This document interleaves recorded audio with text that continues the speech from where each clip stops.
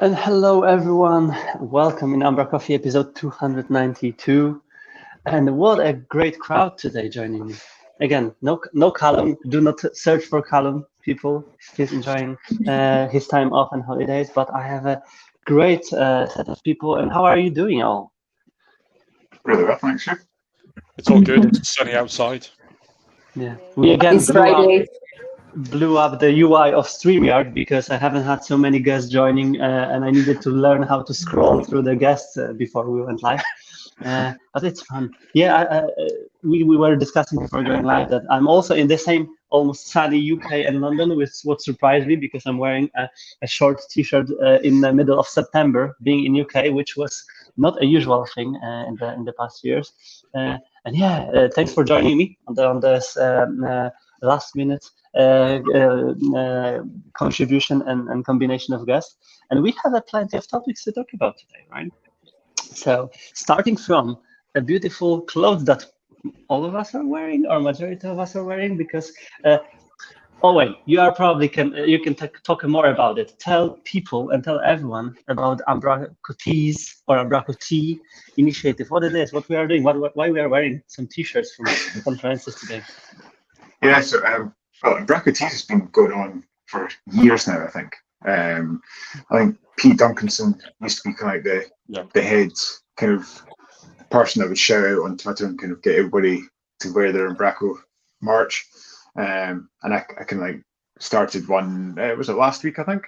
I decided, we haven't had an umbracoTees day for ages. Well, it feels like ages. I think it was pre-Codecabin, maybe. And so I thought, let's give it a shout. And yeah, so it's all good. Yeah, you've become a new kind of leader and ambassador of the umbracoTees Day, so it's a huge responsibility now, to call the day, And Delia, you are kind of new in the community from the perspective of people who yet don't know you, but I know that the rest of the gang here knows you a little bit more. Can you tell us more? What is your community involvement? Have you heard about umbracoTees Day before, or what? Yeah, I did hear about it, but I'm not very familiar with it. However, I do need to join that trend. I'm just sure. So please don't move because my apartment is freezing. But yeah, I would like to hear more as well about it because I think it's a day to celebrate Umbraco in general. And you were a brand new Umbraco t-shirt this week and you're not wearing it. That's just not on. Exactly. That's what I was going to say, because you've joined the Codecabin team, and you definitely were granted with a brand new Umbraco community t-shirts, which John is wearing as well. Definitely, the day is not over yet, but and still there is a chance to wear. I can tell more a little bit, because of course I have some link somewhere if I will find it on here. It's not easy to run umbraCoffee from a single monitor in a very crowded room. But yeah, the short idea, as Owen mentioned, is like someone in the community back in the days said that, okay, why not wear and synchronize on wearing the Umbraco community event t-shirts one day and share the pictures of doing it. And that's how it started, and that's how it evolved. And right now, it's not a regular thing, but from time to time, either Owen or someone from the community in the past was just tweeting and telling that, okay, today is the day. So, or the next Friday is the day, and then that's the thing. It's not. It doesn't have to be just me that announces it. It's like anybody can announce it, but just give a bit of notice. don't say we're going to do it today and then just expect everyone to join in. But that's true. Yeah, this will probably lead on to other things we're going to talk about later. But it's harder to get everybody in one place now to share the same photos. So I've tweeted, I've been on Mastodon, I've been on Instagram this time, and basically hopefully I'll gather everybody's photos and I'll pull them together at some point. But yeah, it used to be mostly just Twitter, but yeah, just trying to kind of reach everybody now. Still, there are some new pictures arriving, and yeah, that's correct. I think there was also a small confusion back in the days when it was either umbracoTee or umbracoTees hashtag, right? Still, no one knows what's the correct version of it, right? So that's. But of course, guys, you are attending the Codecabin about what we will be talking about soon. But is there? I know that in some of the cases, people are choosing T-shirts by their memory as well, right? It's like, okay, this T-shirt is from a conference in 2015, for example, or this T-shirt is from somewhere else. And I know for a lot of people from Codecabin, it became natural to wear the Codecabin T-shirts. So, John, was it your motivation today to select this T-shirt in particular, or? Well, as I'm here to talk about Codecabin, I thought I had to wear the T-shirt. But there was a bit of a blind panic because I misplaced it somewhere in the house, and I managed to find it at the very last minute. Yeah. And that's funny because of course we are all collecting all of those T-shirts, and thanks to the events and organizers, we have more of them. I'm wearing the Code Garden T-shirt in a very original mint color. I was asked by a couple of the colleagues already today from where I got this T-shirt. So maybe for everyone also to remind, there's a still, if I'm correct, there's a still Umbraco swag store running online, right? So there is a chance that there are some. I think they've taken the swag store offline, if I remember correctly. But there's something coming soon, is all I'll say just now. So basically, it's the idea of community T-shirts. So I think Andy Boot originally had the idea of putting the back office images onto T-shirts, and Andy and I have been talking, and I've been speaking with HQ as well. I know the swag store still. I think they're planning to take it offline. Maybe that was the talk. Let's test if it's working.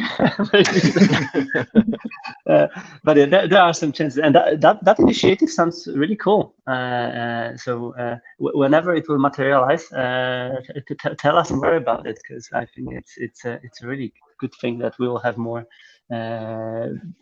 points to relate to, and more community activities too inside of this T-shirts. And there were so many great T-shirts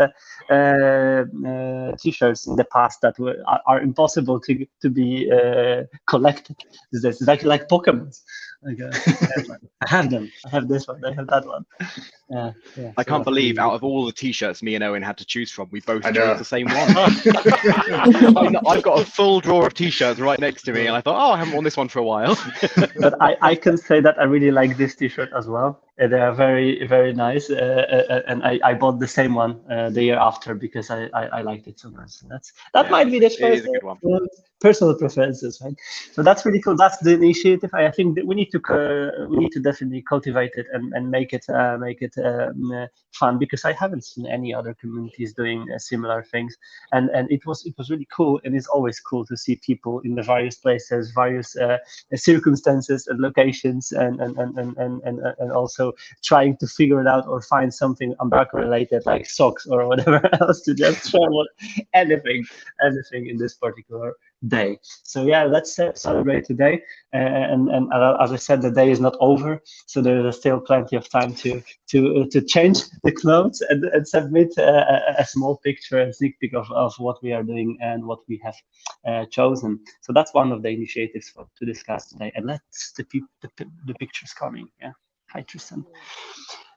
So that's one of the things. There was another celebration this week. And tell me, please, were you aware about this day? Did you celebrate in the past?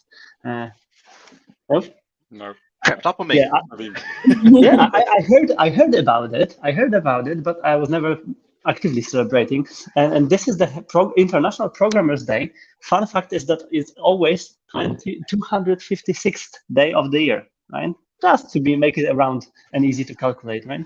So it's always in September, and it's really celebrated internationally. It had a little bit bad PR thanks to the creators of this international day. If you will read more about on Wikipedia later on, you will find out why.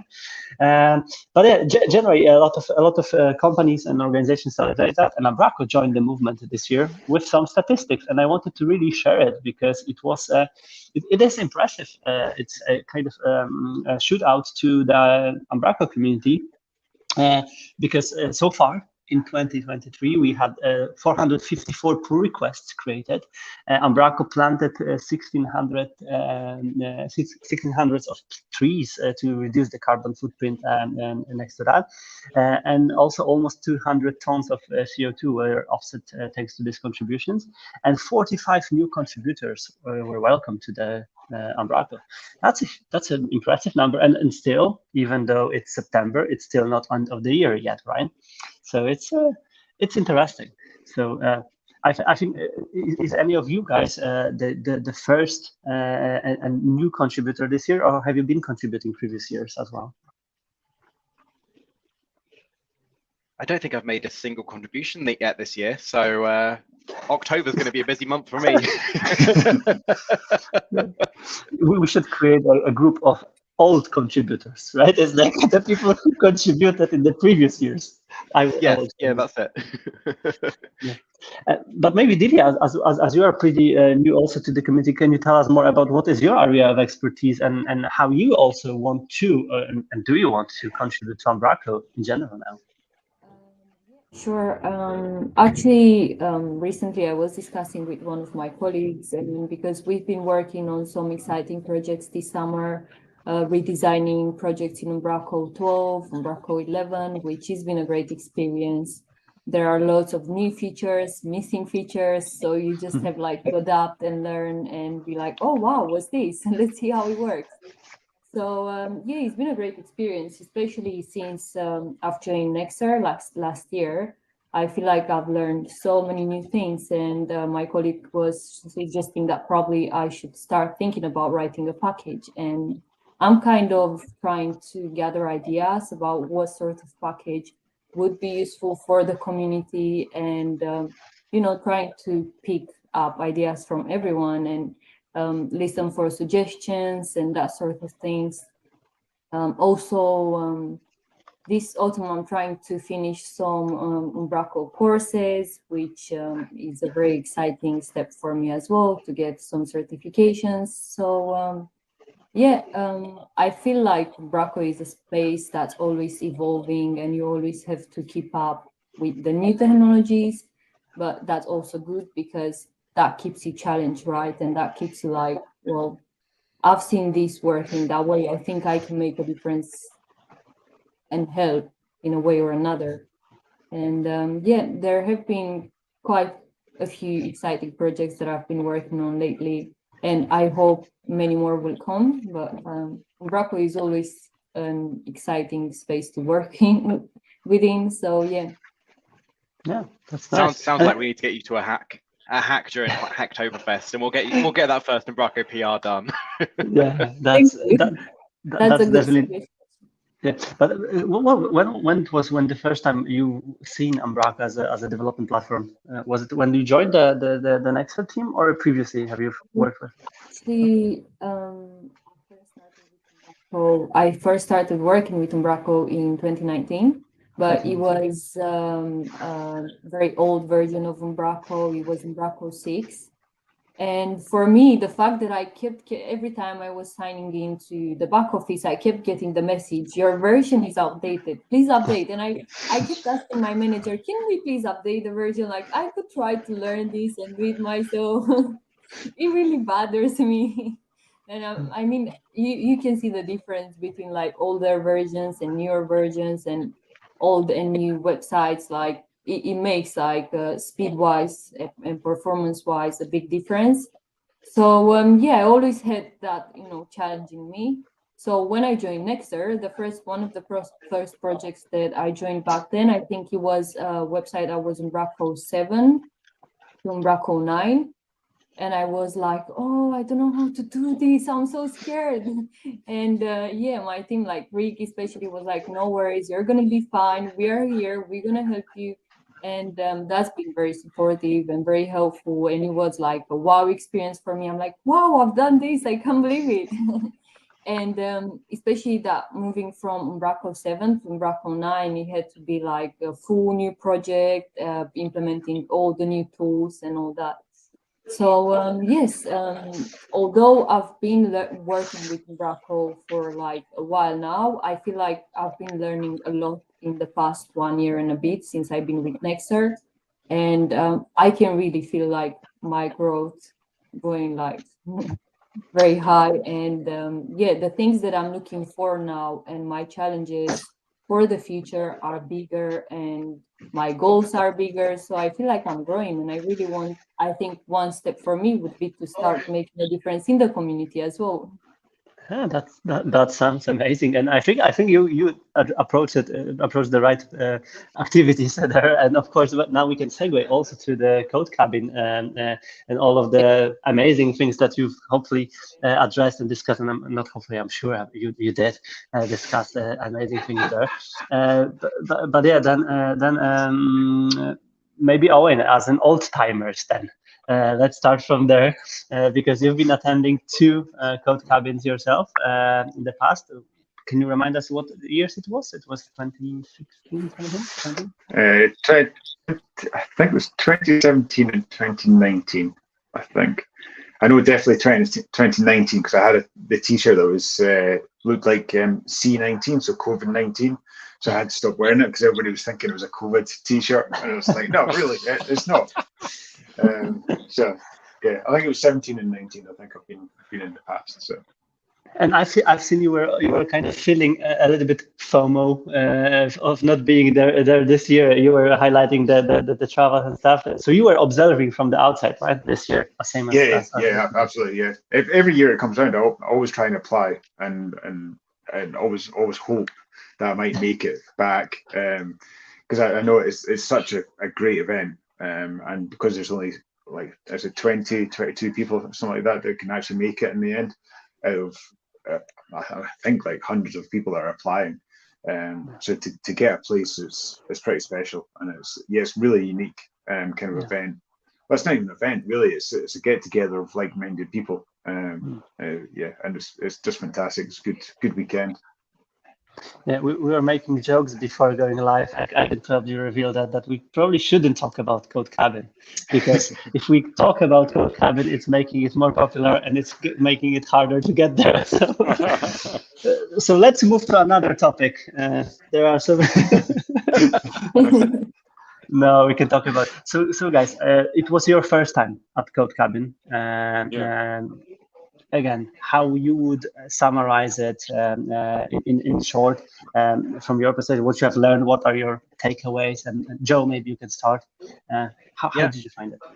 It's like Owen was saying, it's very difficult to describe what Codecabin is because I think even Codecabin uses the word conference and gathering and event because it's sort of none of those things because it is invite only. It's a very, very small group of people.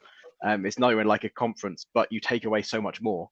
So because you are with a group of people solidly for it's not even a weekend, it's a long weekend. Discussions around the dinner table are all well, not all. We talked about some nonsense as well, but you carry on those conversations sort of the whole time. You're all in the same sort of space, and like I was sharing a room with John, so conversations continued until we were asleep, and then as soon as we woke up in the morning. So it's just a very involved and tiring as well, right? Experience. There's loads of fun as well, but I think the advantages are you come away with much more enthusiasm for open source than you would from a conference, and you come away with code as well. Like I've got a repo started for a package that if you've been to a conference, you just thought, oh yeah, I could make a package about that. But actually going to Codecabin, you come away and you've got the thing you're working on next, and I've got a ream of blog posts that I need to write, and so you just come away with all these actions that you want to bring to life. Nice. So John, as a roommate of Joe, what kind of discussions did you guys have? Any takeaways from your side? What was that, Joe? Don't talk about the snoring. Oh, no.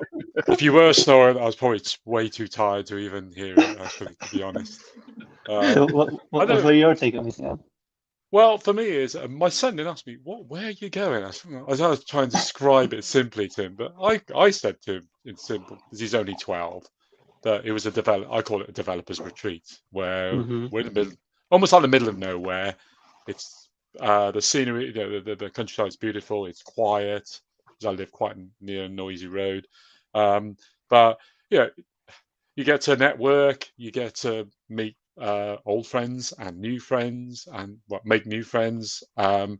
You get to absorb. In my case, I haven't really been in Umbraco for quite a while, but it's kind of inspired me to get back into it, because I actually, one of my intros as part of it is right, I've got my own website I do need to update, and I did say it was Umbraco 6, but I just logged on to it yesterday for the first time in many years, and it's actually Umbraco 4. So no wonder it cannot load into my modern browser.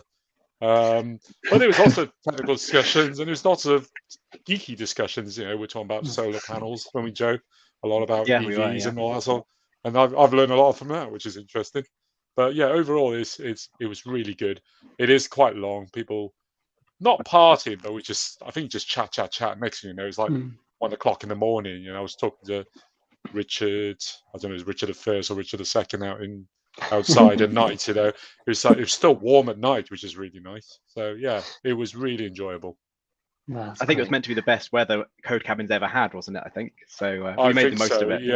Yeah, we're very lucky, I think, this weekend. Yeah, and Delia, you've mentioned already a little bit, but what kind of discussions you gained and experienced the most, and what is your main takeaway after this event? After this event, I feel like, first of all, this kind of motivated me, same like Joe said, it kind of made me be more hands-on.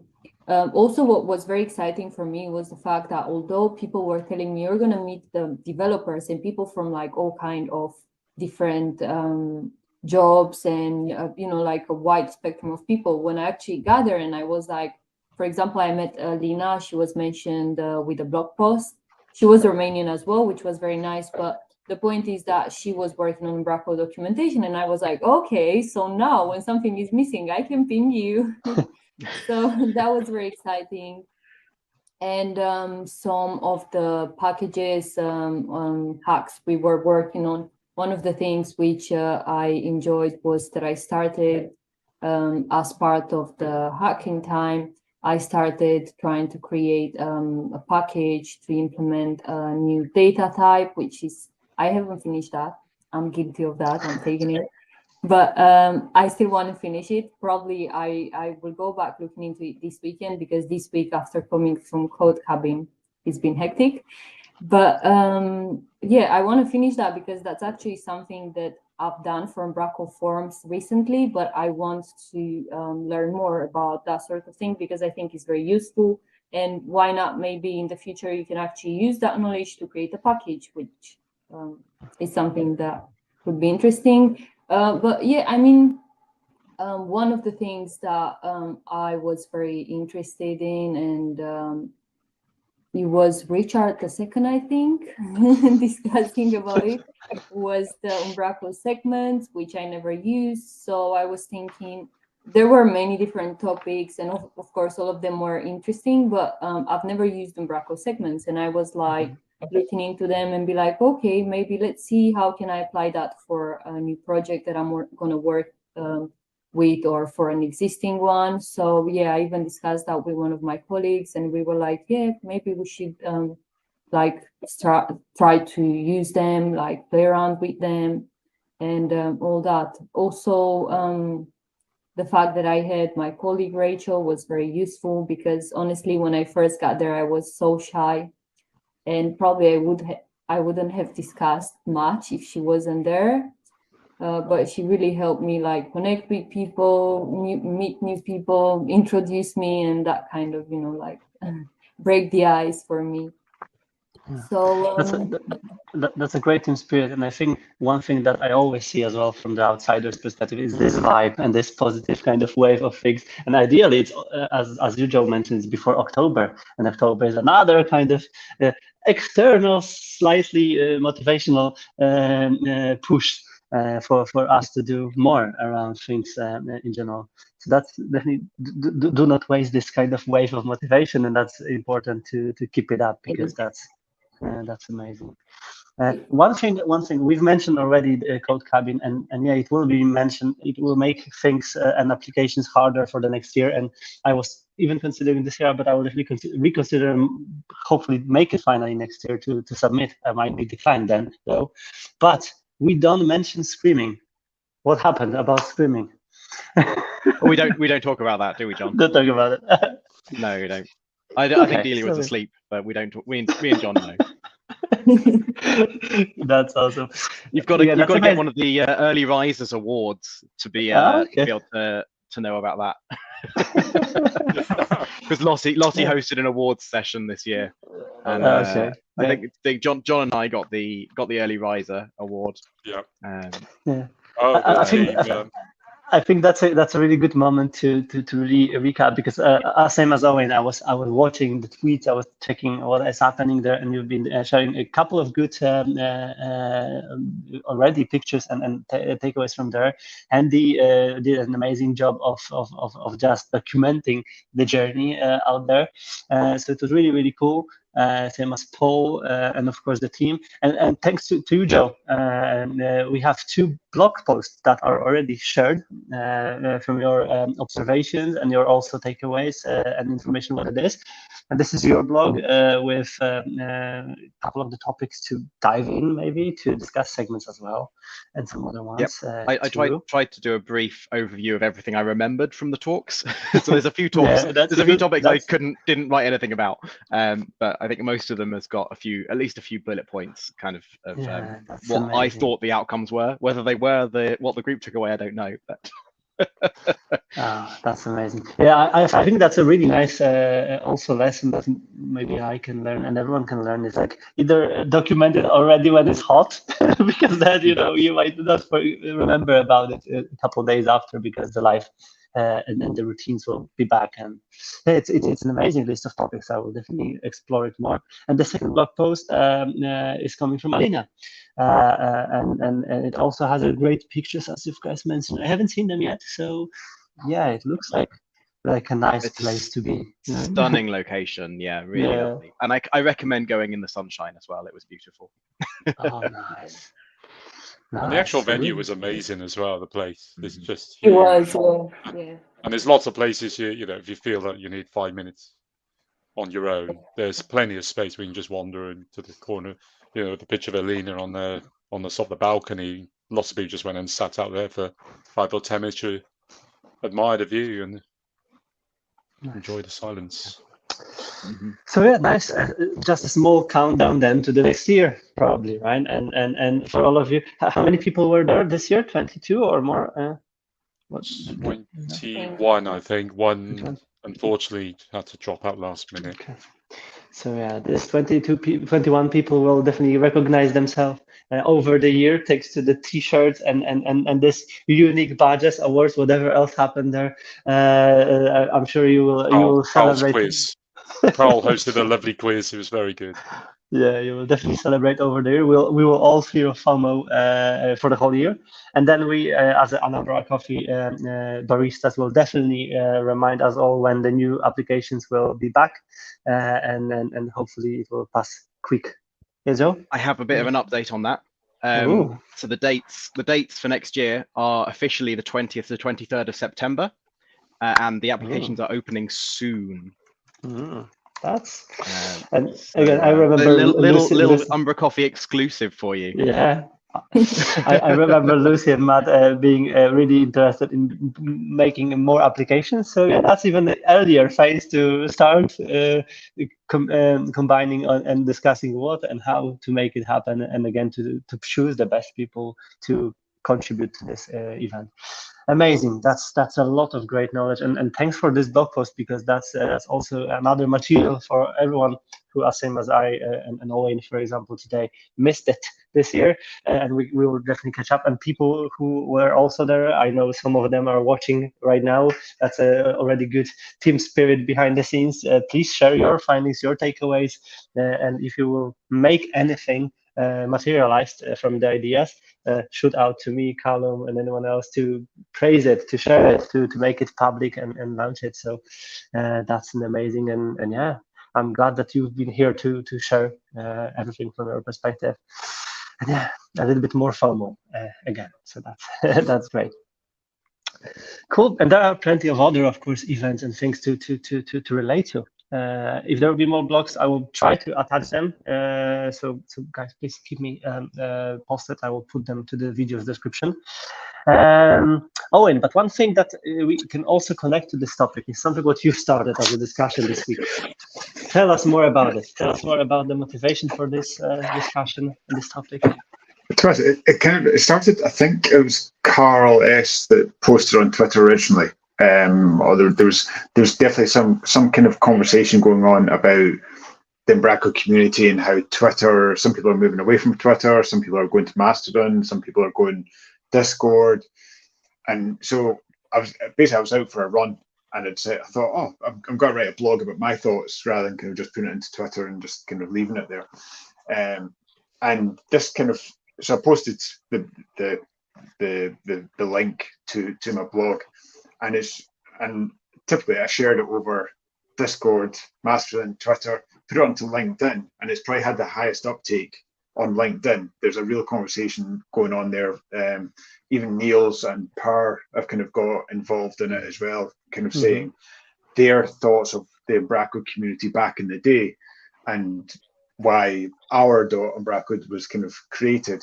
And yeah, it was just this kind of thing of, I just felt we're getting diluted a lot now. That it used to be not everybody was on Twitter, but a high percentage of people were on Twitter, and you could keep up to date with what was happening in the community if you were on Twitter, and it's just kind of, it definitely has more diluted, harder to kind of be in contact with everybody. And like originally, I created a Mastodon account, and my plan was to kind of move on to Mastodon because I quite like the feel of it. But I can't leave Twitter because there's still people over here that I want to stay in touch with. And now I'm finding LinkedIn's getting, like, there's people on there that aren't on anywhere other than LinkedIn. So you tend to find yourself, if you want to be involved with the community, you have to be in all these different places at once.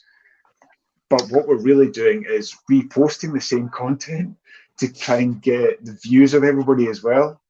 So it's a strange one, and it's not just in Umbraco that I've noticed it in, because I'm involved in the Edinburgh.net meetup, and the meetups are fantastic. Like, we get 50, 60 people turning up whenever we do a meetup. But then you try and find them online, and they're spread all over the place. I mean, you can't get them all to join Slack or Discord or Twitter. So it's not just Umbraco that this problem's unique to, and I don't have the solution to it. But it was a really interesting kind of conversation starter of how do we connect as a community and stay connected as a community. I think it's a very important topic, and why I found it also relatable this week is because I found some tweets about decrease of users on Stack Overflow, thanks to all of the ChatGPT findings and movements. And I think generally it will be a challenging times. And I feel the same. Callum is not here today, but Callum is also not on Discord, for example, right? Everyone knows that he's not there, and things like that can make platforms decisions harder. Some people want to have a real-time conversation. Some people don't want to involve in a real-time conversation, and they prefer forum activities. Some people want to watch videos. Some other wants to listen to podcasts. Right? It's like really we have right now we have too many possibilities to be involved in the community that finding out the shared space is probably and it's hard to say, but probably impossible. And that's where everyone can find themselves in. And I found it really tricky too, because I was very into Instagram. And I want to ask you guys, what is your kind of preferred tool on socials? Because mine was Instagram, but then I completely felt overwhelmed of Instagram, and I'm just a consumer of the content now there periodically. What about you, John? For example, Didier and John, I tried to find you on Twitter when I was tweeting today, and I couldn't find you quickly. Are you there, or are you using other platforms? Twitter. I just joined Twitter. Thanks to Codecabin. Yes, I think I even posted nice video of the Codecabin. Probably should be there on the Codecabin's page. But yeah, I just joined, and finally, I'm not sure what my username is. I think it's. It's not Tavia 1, 2, 3, 4, 5,000 numbers they have now. I mean, you're bucking the trend. I'm sure there's some fantastic usernames becoming available as everyone drops off Twitter. Yes, exactly. But I couldn't find you. So if you will find your username, definitely share it, and we can definitely tag you. But what other tools you've used then to be more involved in the tech in general? Any other platforms? I am part of the Umbraco Discord channel. Mm-hmm. There are loads of updates and information being posted. I also kind of like to read tech news, but that's not specifically Umbraco, but it's just about tech kind of section. Yeah, I think in general, and also many times if I feel like I would like to know more about this kind of information, I'm just going online and Googling and trying to look at different discussions, discussing chats and that sort of things. But I wouldn't say I've got one main source that I'm using. I'm just kind of trying to follow the trend. Mm-hmm. Now I just joined Twitter, but apparently everybody keeps dropping Twitter. So Moved to Mastodon. Yeah, that's. Dude, I didn't create a Mastodon account as well, but I see some comments from Matthew here that he created a Mastodon account and never looked at it since.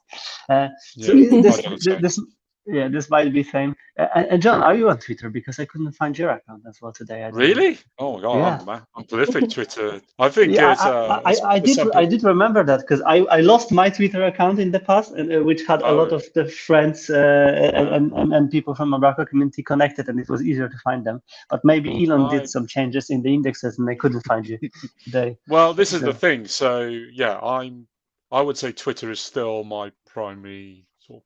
Probably more for the tech stuff. I still use Facebook groups, but that's more for social rather than the tech stuff. So I think, as people have been saying, obviously some sort of algorithm has been tweaked and messed with. And I'm surprised you and Simon, because I've still tweet a lot, probably not too much about tech stuff. So but I still tweet a lot about various things. But I don't know. It was strange. It was definitely something wrong with the indexes there, because I did remember all of the tweets and conversations we also had, but I couldn't find the username. So that was weird, and I thought maybe you would quit for the Mastodon or something like that. I do. Well, that's the thing. I do have a Mastodon account. I used it for maybe a week, or looked at it for a week, and then kind of forgot and fell by the wayside. But you talk about Discord and Slack. I even mentioned it to Owen, I think, on LinkedIn today or yesterday. I think it was. For some reason, I just cannot get into Discord. I don't know why. Whether it's just way too many people on there and the conversations are flying up. And I don't know if Fred is switched on because it was beta for a while. I don't know what's happened. But I preferred Slack by a mile for some reason. I don't know whether it's just the layout or whatever. Maybe not after the recent layout update. Oh, is it? Okay. That's a tool. And it's tricky. I like LinkedIn as well, but I cannot be active there in terms of conversations, finding them out, because it's too overwhelming. And I think this is the problems of our times now. Yeah. It's too much of the information everywhere. Exactly. It is way too much, and then you really have to try and pick your sources and stick with them. But I've got a Google phone, and it's quite good. It's got like this area where it just suggests articles, and it's pointed out some good stuff out to me as well. So I guess predicted on my search history. I think this is a perfect segment to do this. In the overwhelming times, in such a great information sources, find one, subscribe, like, and continue. Yeah. John, you wanted to say something? I interrupted. Yeah, I was going to say I in the same sort of boat as John. I love Discord when I'm on Discord and I'm in the chat, but doesn't have that sort of static presence that Twitter had. So you don't just sort of go on and see the updates to Discord. You go on and you're in the chat. but I mean, I'm a Mastodon convert now, and I'm really hoping that can be the replacement we need. It feels like the right sort of ethos for the Umbraco community, right? Because it's all open source and that sort of thing. But we're getting there. There are a number of people on Mastodon now. Owen and I were talking about your blog post on Mastodon as well, and it feels like it's getting there, but it's still not everyone. And like you say, LinkedIn, it's not where I want to spend my time, and I also don't want to trigger those recruiters into messaging me by posting too much. So he is online. He is online. That's not the one. So I'm sticking in Mastodon for now. But come join us. I'm biased because I'm an admin of the Umbraco community.social.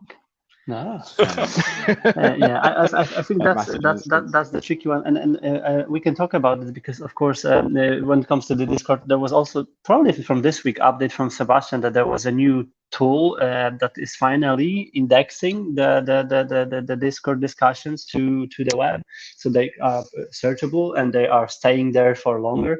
So that's there are multiple ways, and I'm sure we will find out the ways, because both Sebastian and community, they're all eager on making the space for us basically to exchange the knowledge, and we have plenty of spaces. Some of the communities do not have any space, any room for exchange of knowledge. We have multiple, so that's great.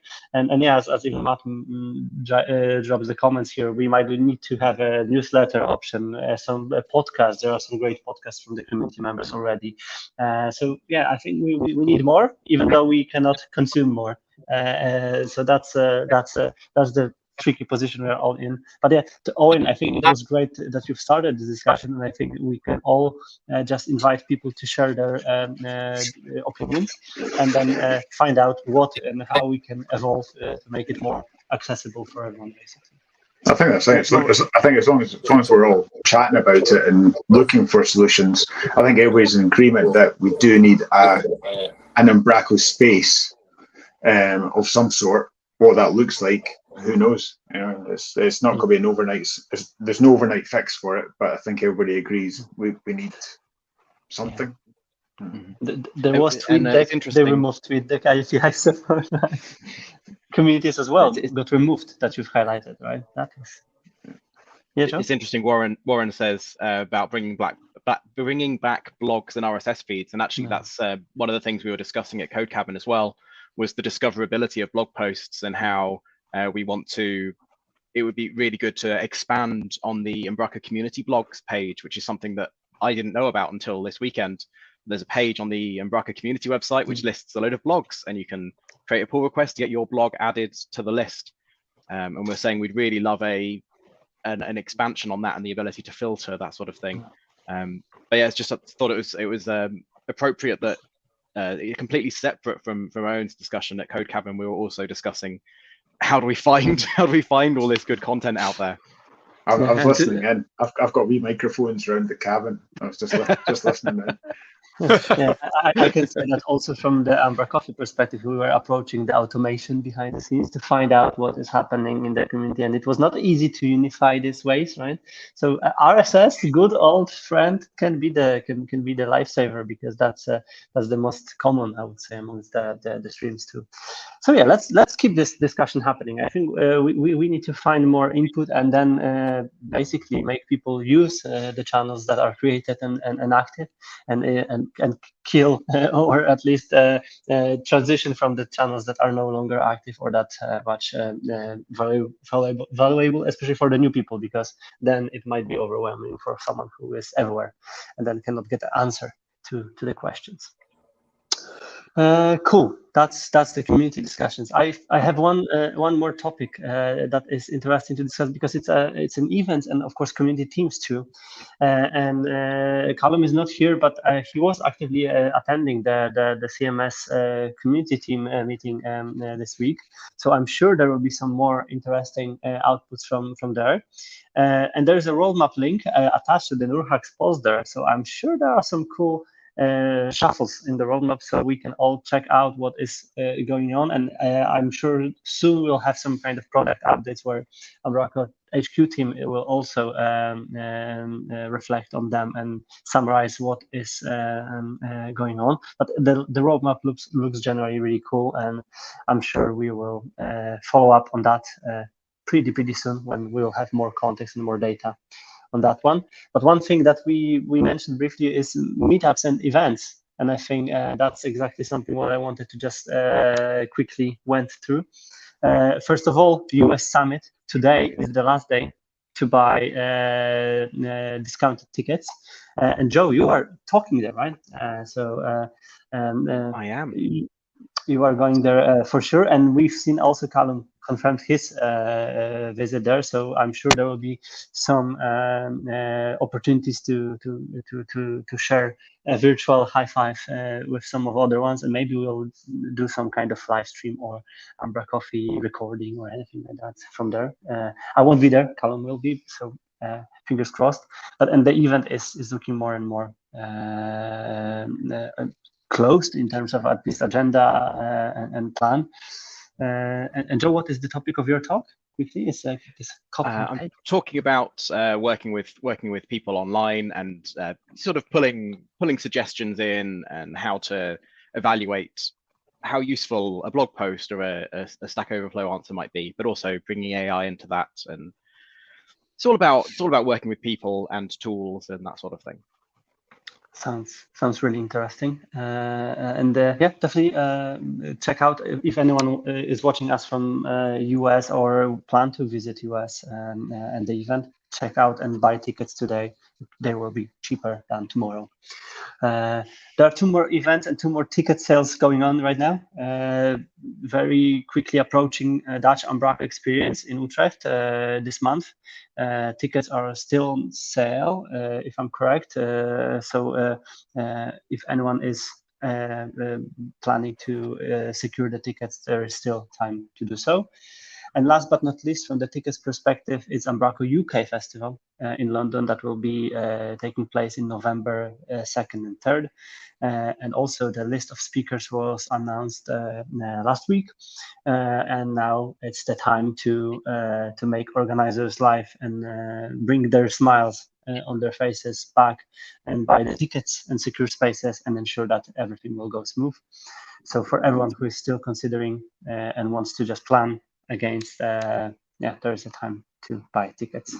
The talks for UK Fest sound fantastic as well. I've been looking through them all. They sound really good. So nice. I'm looking forward to that. Nice. Yeah, and do you plan to go? Owen, John, do you guys join? And Dilia, where are you based in UK? I live near Colchester in outside northeast London. Is about 2 hours away from London.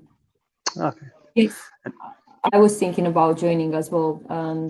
The only thing is that I'm also supposed to take some holidays this year because I'm behind with holidays, and I'm trying to accommodate this with the time off that I'm planning to take. So yeah, but I think it would be very exciting for me to take part in this. Yeah.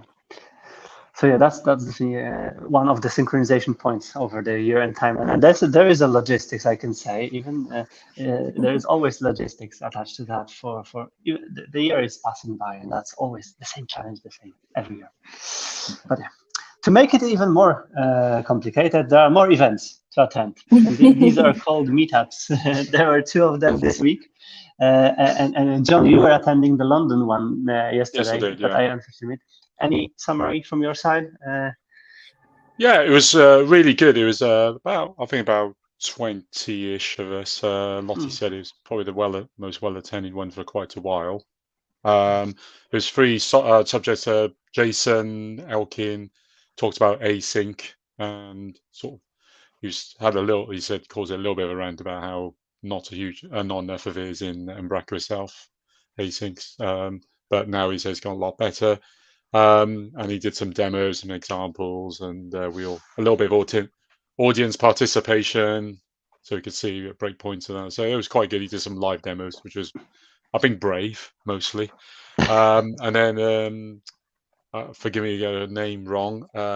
Meng. She was talking about why do I look like a designer? So she's talking about imposter syndrome, where she's often mistaken as being a designer. She's a front-end dev. So, and there was a lot of sort of personal experiences, and that's quite really insightful, very interesting. And then finally, Tom Morris so it's hosted by TPS Impact. Tom Morris was talking about sustained approach to the web. So you mentioned it earlier at the beginning of this show. And it opened my eyes because it's something I've not really thought about. And there's lots of benchmarking now. A lot of sites are now even put in how much CO2 they've saved by being sustainable. So yeah, it was very, very interesting actually. Nice.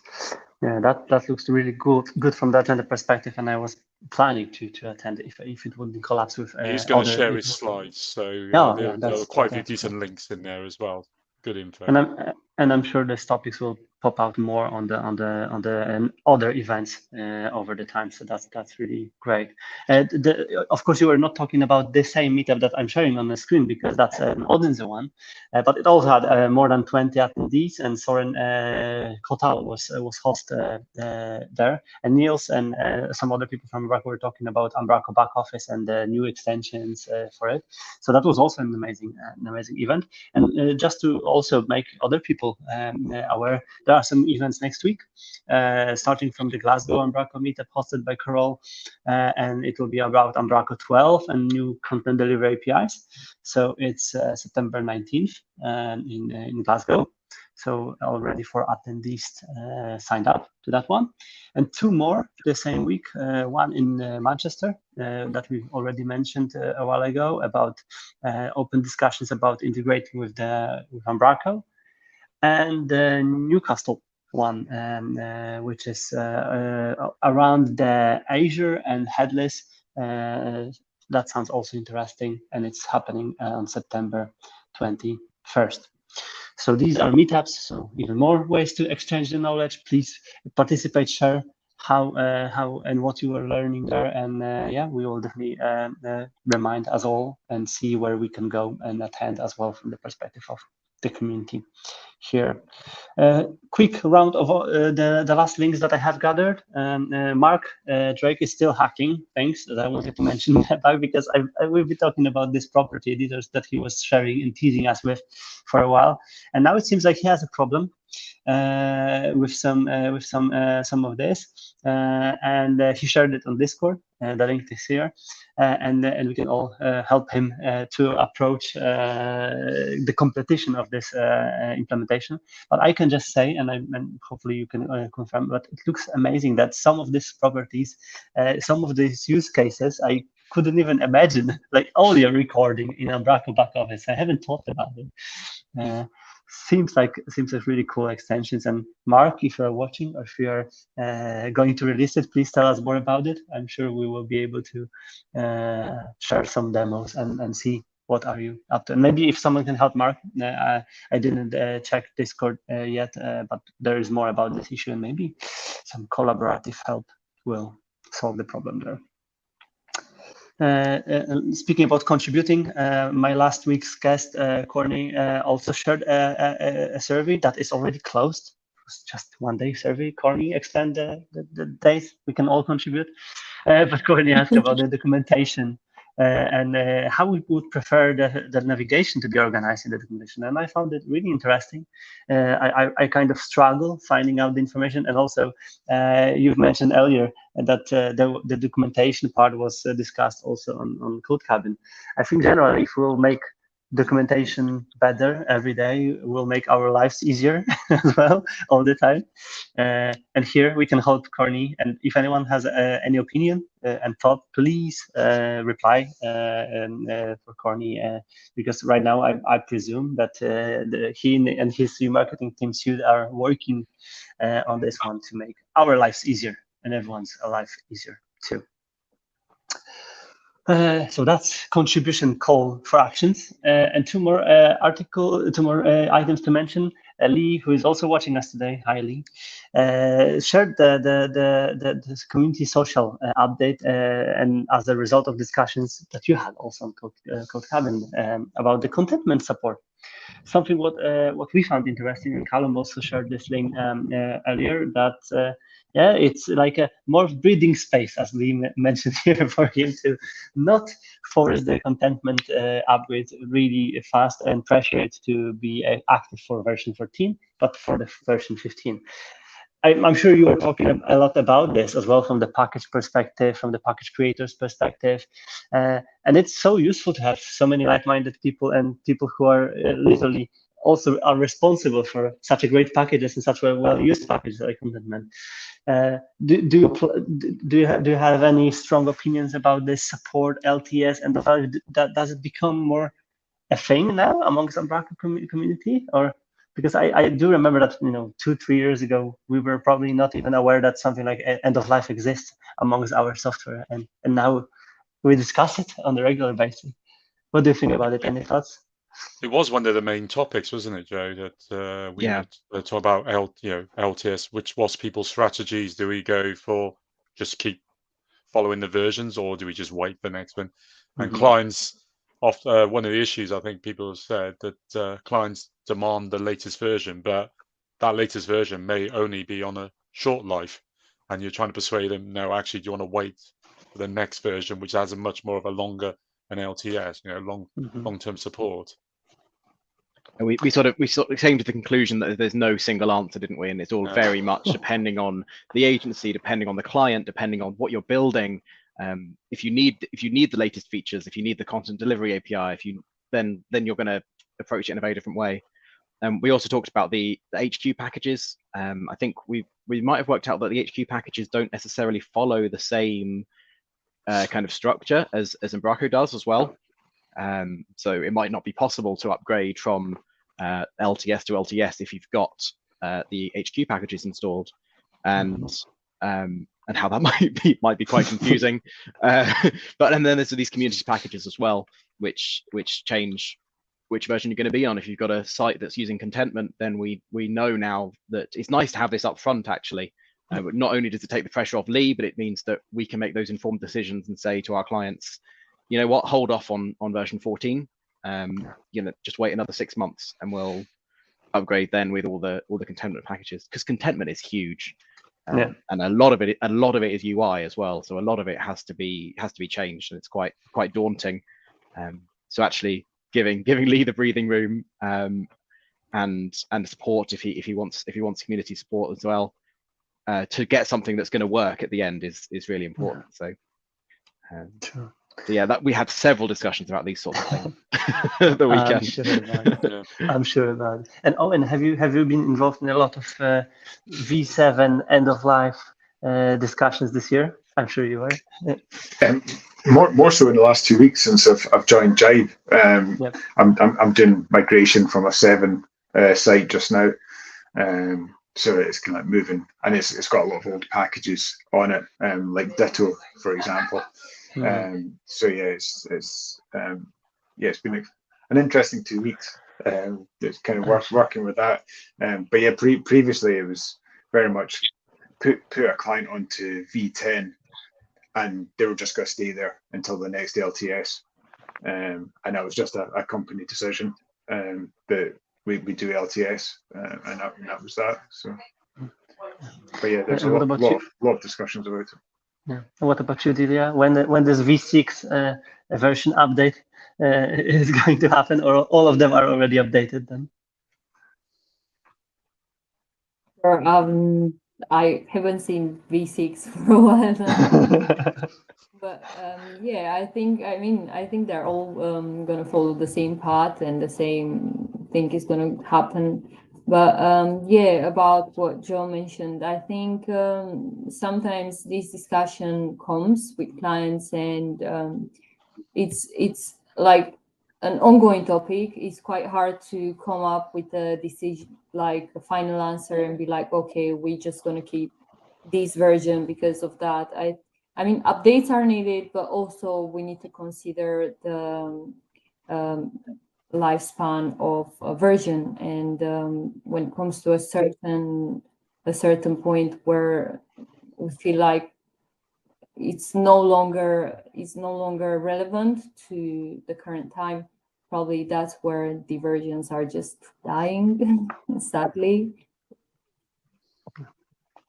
Yeah, there's plenty of things, and I must say, as I mentioned, this was a year where we started finally talking about it a lot, and it was not that a big deal, an issue for us previously, and now it become a really interesting topic because there are so many approaches and so many ways out from the troubles of maintaining software around the versioning of it and stuff, and I think it can result only in the better things for us, because more organized and orchestrated software releases, less dependencies or synchronized dependencies between the versions might help us a lot, because then we will be able to deliver it better, quicker, and more stable in general. And in then, if we will re-release or rewrite some of the software, then we can approach the other topics like the ones that we've mentioned, sustainability, carbon footprint, and other things, because that can be used as an opportunity to really think about it, because previously, same as for you, some of you probably too, it wasn't something what I was considering when I was writing software. And now, based on the data research and also the nice discussions around that, we can all do it more. And that's also to the last link that I have on the list. And just to not forget about it, I will share it here, and I'll put it to the video description. This is the article. I don't know if it's the same. I haven't read it yet fully, but Philip, an Umbraco HQ CTO, was pretty active in terms of this topic, and he was sharing a lot of perspectives on the carbon footprint, on the CO2 consumption from the perspective of Umbraco as a platform, as a software vendor. And in this article, the topic and the title is how local councils are designing low carbon websites, and there is a mention of the approach from the council's perspective. And I know you've been also in Nexer and some other companies where you are actively doing an approach to the carbon footprint and low carbon websites. So I want to see more. And this topic from Thomas and the presentation that you've mentioned as well is something what definitely might need to be seen by more people, more developers, because then we'll write more mature code, which gives less harm for us all in the long term. So that's a nice wrap up at the end then. Awesome. That was a nice discussion, and I think we could probably get each of the topics from your blog post, Joe, and discuss about it for hours. But that's something what we can all do to do in between of umbraCoffees and in between our synchronization points, whatever we do. And thank you very much for sharing this today with me and the other people who are watching us today. Be sure to share what you will build and where you will materialize your vibe and the wave of motivation now after the amazing Codecabin event. We'll still feel FOMO with Owen and other people, and we'll all be reminding us ourselves and other people to submit as soon as the applications to the next edition will be out. And yeah, that's all. Is there anything else that you want to add to everything what we discussed today?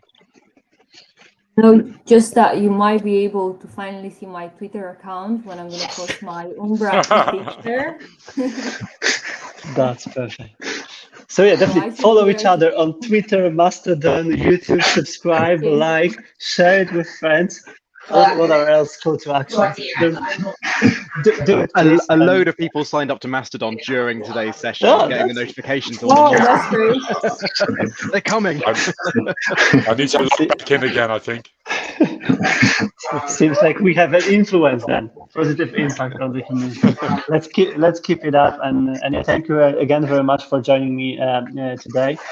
Enjoy the rest of your day. Keep us posted with everything what you do, not only you guys but everyone else who is watching. Thanks for being with us, and yeah, we will see each other as usual on next Friday in the umbraCoffee episode 293. Very close to 300. So see you there, and have a lovely weekend ahead, guys, and thank you very much. Cheers and bye-bye.